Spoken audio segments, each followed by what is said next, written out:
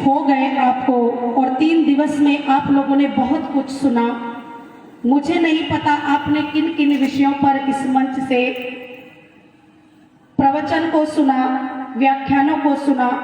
फिलहाल मैं कोशिश करती हूँ कुछ नया आपको देने की, और मैं सौभाग्यशाली अपने आप को भी समझती हूँ कि मैंने आप सब महान विभूतियों के दर्शन किए।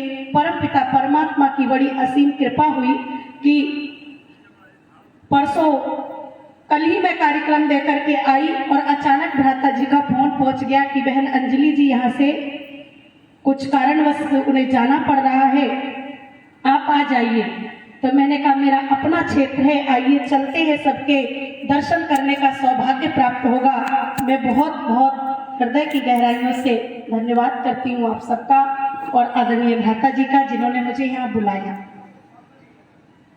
बड़ी सुंदर और सारगर्भित आप लोग चर्चा कर रहे थे। 1 घंटे का समय मिला है। इसी 1 घंटे के समय में मैं आपके सम्मुख कुछ विचार रखूंगी। देखिए, मैंने दोपहर की भी मीटिंग में बड़ी ऐतिहासिक पन्नों को खोला और तमाम मैंने देश के वीर वीरांगनाओं का चित्र भजन के माध्यम से आप सबके सम्मुख रखा। और आइए मैं इसी श्रृंखला को आगे बढ़ाते हुए कुछ चर्चा कर रही हूं। आज देश हमारा थोड़ा थोड़ा देखा जाए तो स्वराज्य है, राजा अपना है, और कुछ गतिविधियां हमारी परिस्थितियों के अनुकूल हुई। ये भाग्य का विषय है कि हो सकता है बहुत ही हम परमपिता परमात्मा की असीम कृपा हुई कि आज कुछ व्यवस्था में परिवर्तन आया। मैं आपको जिस ओर ले जाना चाह रही हूं, वरना अपने इतिहास को उठा करके देखना कितना गौरवशाली हमारा इतिहास रहा, और आज की परिस्थितियों को देखना कि आज व्यक्ति, मैंने दोपहर में भी कहा था कि हम भगत सिंह तो देखना चाहते हैं, बोलो सब देखना चाहते हो कि नहीं देखना चाहते? कृष्ण भी देखना चाहते हो, और प्रायः लोगों की शिकायत रहती है कि हमारी संतान हमारी आज्ञा के अनुसार नहीं चलती। हमारी संतान जैसे राम अपने पिता के अनुव्रती थे, व्रतों को पालन करने वाले थे, राम ने पिता की आज्ञा हेतु 14 वर्ष वनवास में हंसते मुस्कुराते काट दिए। आज के बच्चे के अंदर राम भक्त तो सब हैं, लेकिन कोई भी बच्चे के अंदर राम के गुण नहीं है। आज हम राम देखना चाहते हैं, कृष्ण को देखना चाहते हैं, भगत सिंह को देखना चाहते हैं, सुभाष चंद्र बोस को देखना चाहते हैं, लेकिन अपने घर से नहीं, पड़ोसी के संतानों को जन्म दे सकते हैं। जीवन में मन और वचन और कर्म से एक नहीं हुए। जिस संस्कृति को इतना दुनिया में सार्वभौमिक प्रशंसा करते लोग नहीं थकते, आज जिस संस्कृति का गौरव भारतवर्ष का था, आज भारतवर्ष ने अपनी संस्कृति को विसरा दिया और विदेशी लोगों ने उसको अपनाया, और अपनाने के बाद में ऐसी ऐसी टेक्नोलॉजी का आविष्कार किया है, शायद भारतवर्ष में वर्तमान समय में कोई नहीं कर पाए। ऐसी ऐसी व्यवस्था, क्योंकि वो लोग वेद की शिक्षा को अपने जीवन में अपनाते हैं। आइए एक ऐतिहासिक घटना रखती हूँ आपके सम्मुख, और क्या रखना चाहूंगी कि आज भी हम अपने जीवन में, अपने घरों में राम और कृष्ण जैसी संतान को जन्म दे सकते हैं। कारण क्या है? हमको करना होगा, क्या करना होगा? हमको पुरुषार्थ करना होगा, और बिना पुरुषार्थ के कुछ भी प्राप्त होने वाला नहीं। आज हम पुरुषार्थ ही नहीं रहे। आज जीवन में पुरुषार्थ खत्म हो गया। महर्षि देव दयानंद की असीम कृपा समझिए, क्या कि महर्षि देव दयानंद जी ने 2 चीजें बड़ी अमूल्य दी, और क्या दी? एक तरफ तो निधि दी और दूसरी तरफ विधि दी। निधि कौन सी दी? एक तरफ छोटी छोटी पुस्तकें हैं, ज्यादा बड़ी नहीं है। एक तरफ क्या दे दी? एक तरफ दी है गोकर्णा निधि, और दूसरी तरफ दी है संस्कार विधि, और बीच में इनके रख दी आर्य उद्देश्य रत्नमाला। आज हम चाहें तो इन छोटी छोटी पुस्तकों का अध्ययन करके बहुत कुछ जीवन में प्राप्त कर सकते हैं। बात करूं यहाँ संस्कारों की, तो याद रखना, अंबाला की काल कोठरी के अंदर करतार सिंह सराबा नामक एक नौजवान बंद है। अंबाला की काल कोठरी के अंदर करतार सिंह नामक एक नौजवान बंद है और उसको थोड़ी देर के बाद जेलर आता है और कहता है कि करतार सिंह सराबा, आपको सुबह प्रातः काल को फांसी दे दी जाएगी। ये ऐतिहासिक वास्तविक घटना है, कोई कहानी किस्से नहीं है। जीवन के इतिहास को पढ़ करके देखना। हमारे वीर, अपनी मातृशक्ति, आप सब इतिहासों को पढ़ करके देखो। कहते हैं जब जेलर आया और कहता है कि आपको सुबह प्रातः काल फांसी दे दी जाएगी, करतार सिंह सराबा, आपकी कोई अंतिम इच्छा है तो बोल दीजिए। तो बोला कि मैं अपनी अंतिम इच्छा सोच समझ कर बताऊंगा। इतना कहकर जेलर चला जाता है। और जब जेलर चला जाता है, उसके बाद में सिपाही गश्त दे रहे हैं, रात्रि का समय है और करतार सिंह सराबा फांसी का नाम सुनकर के क्या कार्य करता है, जेल के अंदर दंड बैठक लगाता है, कभी भीम लगाता है, कभी कुछ करता है, अपने शरीर को फौलादी बनाता है।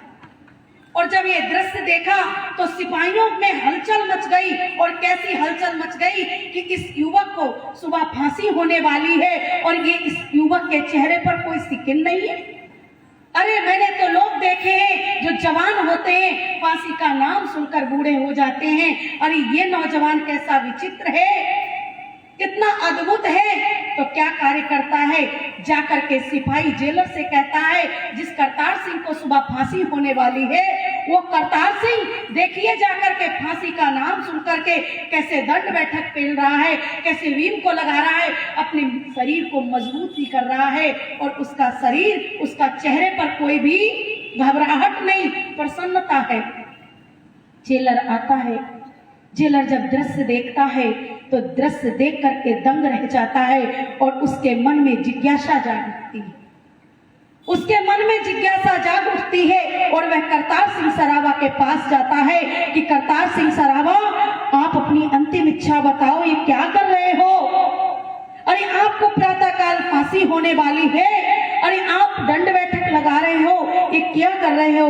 तो कहता है, जेलर साहब, जो मुझे सुबह को फांसी होने वाली है वो मुझे 5 मिनट के अंदर दे दीजिए। वो यही मेरे जीवन की अंतिम इच्छा है और मरने वाले की अंतिम इच्छा पूर्ण की जाती है। क्या आप मेरी इस अंतिम इच्छा को पूर्ण कर सकते हो? जब इन बातों को सुना, जेलर देख करके अचंभित हो गया। और अचंभित जब हुआ तो जेलर पूछने लगा, उसकी जिज्ञासा बढ़ने लगी। बोले, करतार सिंह, पहला नौजवान मैंने ऐसा देखा है। अरे नौजवानों, लोग अपने फांसी को रुकवाने के लिए याचिकाएं देते हैं, निवेदन करते हैं, हाई कोर्ट, कोर्ट तक जाते हैं, दरवाजे खटखटाते हैं, अरे रिश्वत देते हैं कि मेरी फांसी रोक दी जाए। अरे तुमने ये क्या कर रहे हो कि 5 मिनट के अंदर फांसी मांग रहे हो? आखिर क्यों मांग रहे हो?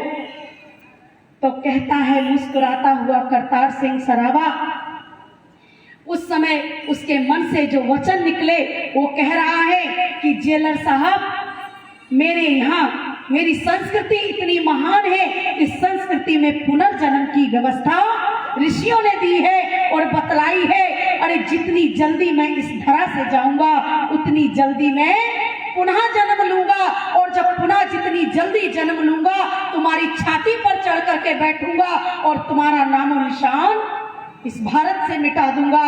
और ये करतार सिंह सराबा का जब ये जवाब सुना, जेलर दंग रह गया। और जब जेलर ने उसके विचारों को सुन करके फिर बोला, हंस पड़ा, एक साथ हंसी छूटी उसके। बोले, करतार सिंह सराबा, तुम्हारी बात बिल्कुल, मैं इस बात का समर्थन करता हूँ, लेकिन एक विचार मेरा और सुनो। अरे मैं मानता हूं तुम्हारा पुनर्जन्म होगा, जितनी जल्दी मरोगे उतनी जल्दी आओगे। अरे तुमने ये कैसे कह दिया कि तुम पुरुष ही बन करके आओगे? अगर तुम स्त्री बन करके आ गए तो, तुम कन्या बन करके आ गए तो तुम महिला बन करके धरा पर जन्म लिए तो उस समय करतार सिंह सरावा के चेहरे पर जो प्रसन्नता थी वो देखने लायक थी। करतार सिंह सरावा कहता है, ए जेलर, उस दिन मेरे लिए सबसे बड़ा सौभाग्य होगा। और कैसा सौभाग्य होगा? अगर पुरुष बन करके जन्म लूंगा, अगर ईश्वर ने मुझे नर बना करके भेजा इस धरा पर, तो मैं अकेला करतार सिंह होऊंगा।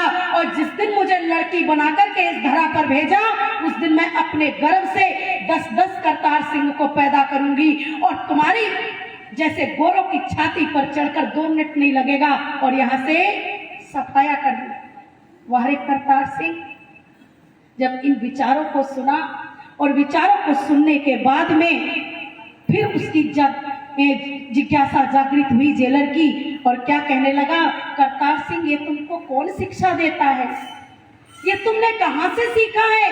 तो करतार सिंह सरावा कहता है, ये मैंने कहीं और से नहीं, आज समाज की भट्टी से सीखा है। जिस आज समाज की क्रांति की ज्वाला है, उस ज्वाले से सीखा है, उस आंदोलन से सीखा है। और उस आंदोलन को सीखने के बाद उसे भेजने वाली, उस पथ का रास्ता बताने वाली मेरी माँ है। और ये सब विचारधाराएं मैंने माता की अपनी गोद में सीखी हैं।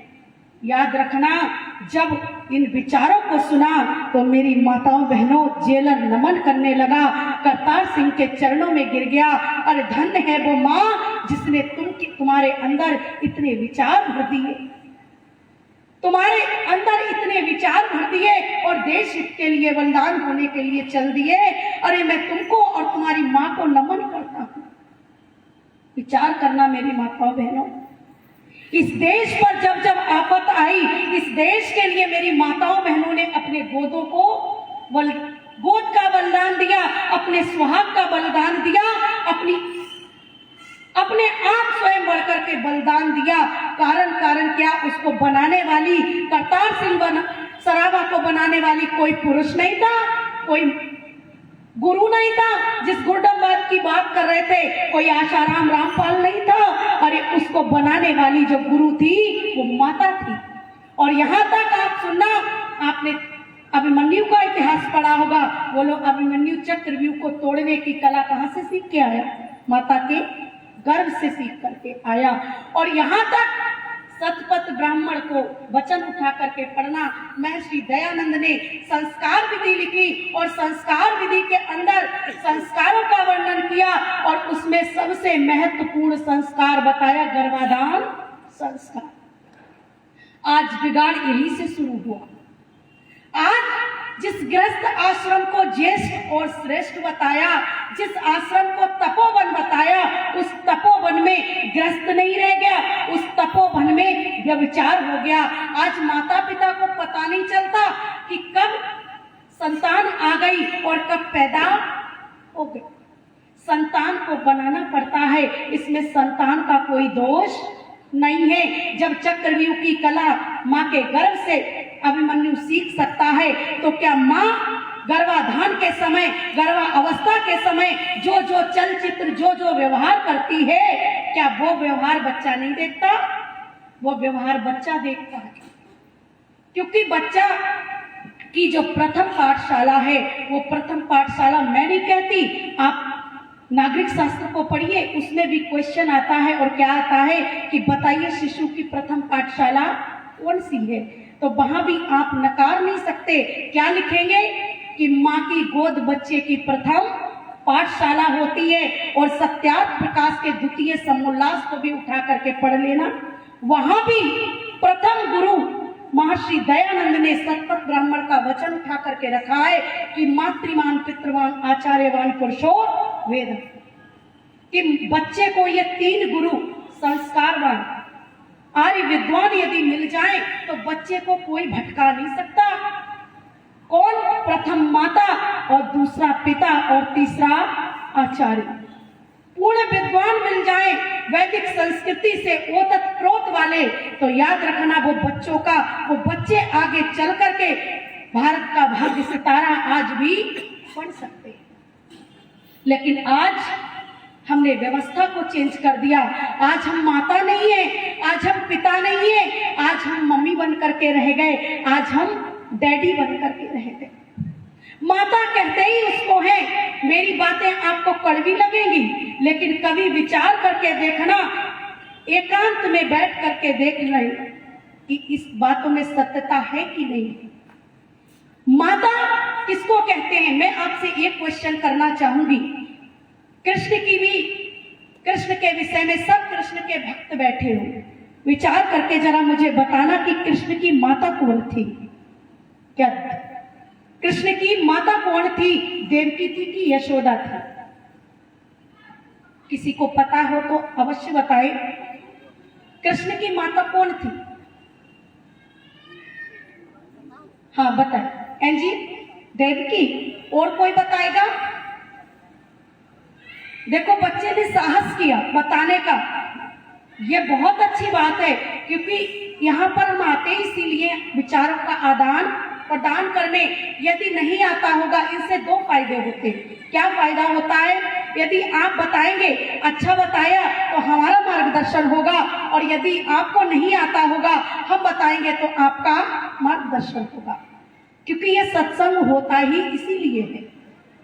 याद रखना मेरी माताओं, बहनों और बंधुओं, कृष्ण जी की जो माता थी कौन थी?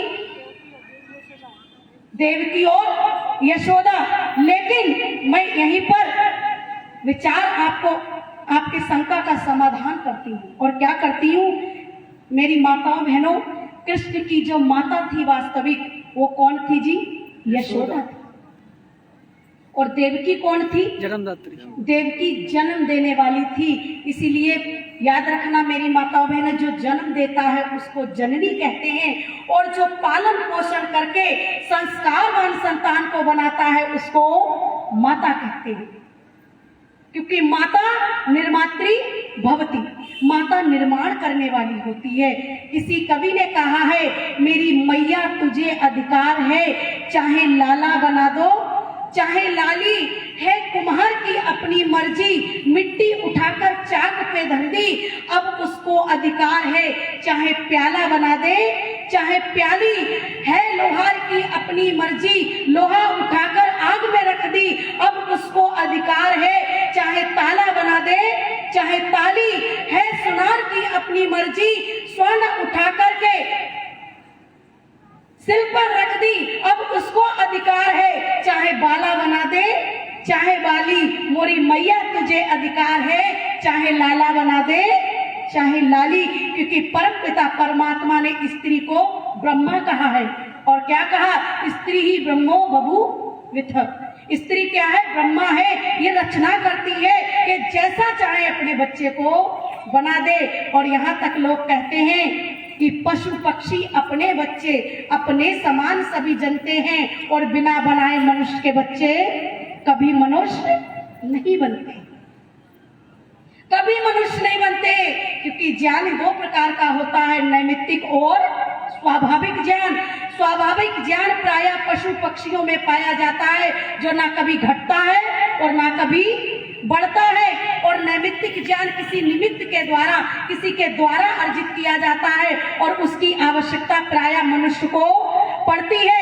यदि मनुष्य के बच्चे को सिखाया नहीं जाए तो याद रखना वो बच्चा कुछ सीख नहीं सकता। मान लीजिए गाय और मनुष्य के बच्चे को, दोनों को एक साथ आप बंद कर दीजिए किसी कमरे में, और उसके बाद उसको छोड़िए 1 महीने के बाद किसी तालाब के किनारे, तो याद रखना गाय का बच्चा मेरी माताओं बहनों नदी में जब छोड़ोगे तो पार चला जाएगा, और मनुष्य का बच्चा डूब जाएगा। कारण क्या है? कि उसके पास स्वाभाविक ज्ञान है जो परमपिता परमात्मा ने दिया है, और मनुष्य के बच्चे को वो ज्ञान नहीं अर्जित करा पाया, इसीलिए वो डूब जाएगा। आइए, कवि ने बड़ा सुंदर गीत लिखा है, गीत को सुनिए।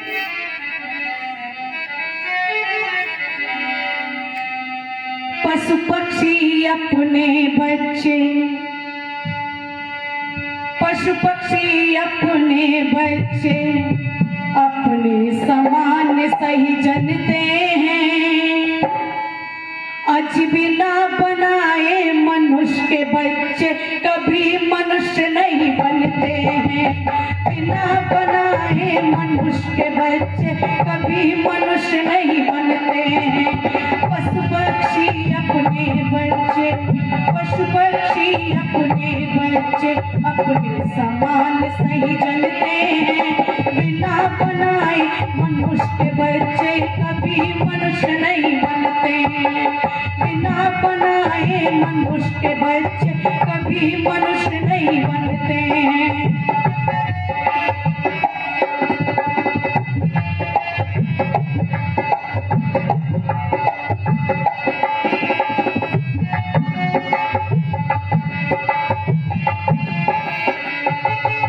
और शब्दावली पर ध्यान दीजिएगा। प्रथम माता दूजा पिता तीसरा शिक्षक आचार्य हो।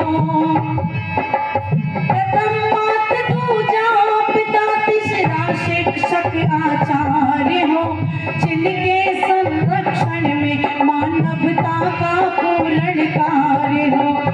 जिनके संरक्षण में मानवता का पूर्ण कार्य हो। वह संतान बड़ी भाग्यवान जिसके माता पिता आने हो। धार्मिक विद्वान माता पिता गुरु की शिक्षा अनिवार्य हो। धार्मिक विद्वान माता पिता गुरु की शिक्षा अनिवार्य हो। जिसको तीनों मिल जाते हैं, जिसको तीनों मिल जाते सत्य समझो मनुष्य वही बनते हैं। बिना बनाए मनुष्य के बच्चे कभी मनुष्य नहीं बनते हैं। बिना बनाए मनुष्य के बच्चे कभी मनुष्य नहीं बनते हैं। पशु पक्षी अपने बच्चे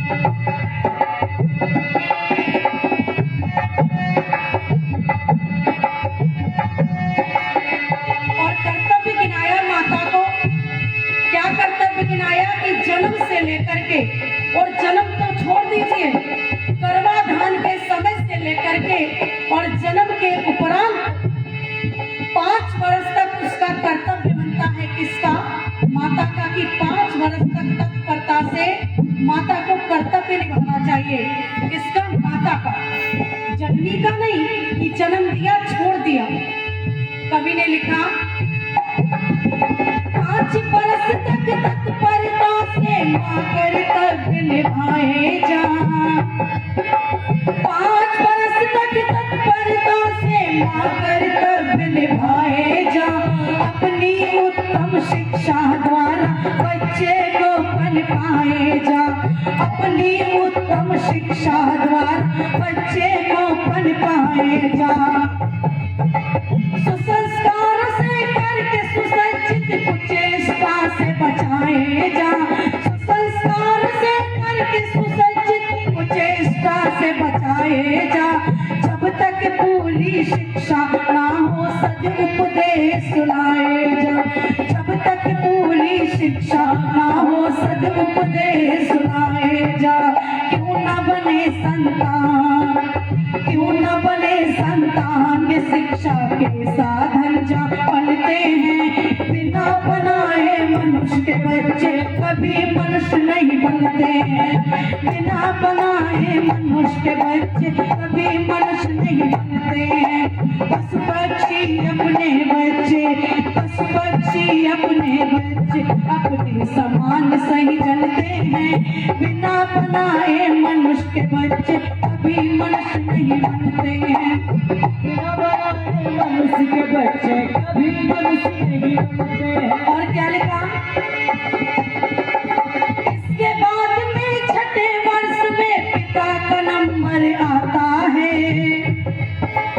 इसके बाद में छठे वर्ष में पिता का नंबर आता है।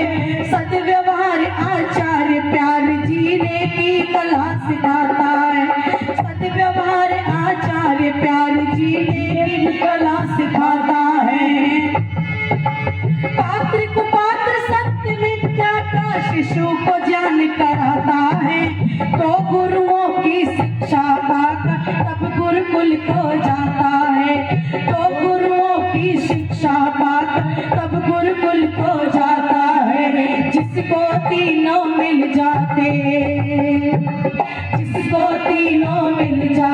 सत्य समझो मनुष्य वही बनते हैं, बिना बनाए मनुष्य के बच्चे कभी मनुष्य नहीं बनते हैं। बिना बनाए मनुष्य के बच्चे कभी मनुष्य नहीं बनते हैं। बिना बनाए मनुष्य के बच्चे कभी मनुष्य नहीं बनते हैं। जिन बच्चों को पाखंडियों के हथकंडे समझा दिए जाएं, जिन बच्चों को पाखंडियों के हथकंडे समझा दिए जाएं, वो बच्चे धोखेबाजों के चंगुल में क्यों कर फंस जाएं। वो बच्चे धोखेबाजों के चंगुल में क्यों कर फंस जाएं। माता पिता का है दायित्व परम धर्म यही कहला, धन्य धन्य वो माता पिता जिसने उत्तम संतान बना। धन्य धन्य वो माता पिता जिसने उत्तम संतान बना।